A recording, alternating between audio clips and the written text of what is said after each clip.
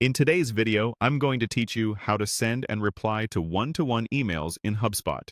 Let's get started right from your browser. Open Google and type HubSpot. From the results, click the official HubSpot website and sign into your account. Use your usual company credentials and complete any verification your organization requires. Once you're in, you'll land on your HubSpot portal. Next, move your mouse over the left sidebar and locate the CRM area. From there, click Contacts. This opens your contacts list. If you have a long list, use the search bar or filters to quickly find the person you want to reach. When you see the right contact, click their name to open the full contact record.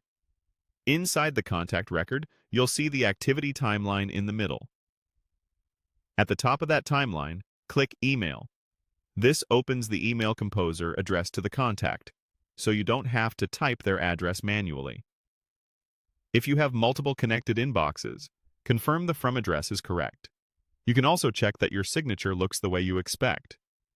Now enter a clear, specific subject. Keep it short and relevant so it stands out in the recipient's inbox. For example, reference the purpose of your message or a recent interaction to provide context. Type your message in the editor. Write conversationally and get to the point, but include any details the contact needs to take action. Use the formatting tools to add emphasis, bullet out key points, or insert links. If you need to include a file, use the attachment option in the editor. Before you send, give everything a quick proofread for tone, accuracy, and typos. When you're happy with it, click Send. Your email is delivered, and the full message is automatically logged on the contact's timeline, so you and your team can reference it later. When it's time to reply to an email from this contact, stay on the same contact record. In the timeline, find the email thread you want to answer and click it to expand the conversation.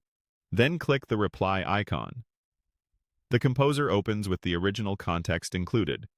Type your response, trim any quoted text you don't need, and add attachments if necessary. Confirm your subject line and, from address look right, then click Send. That's all there is to it.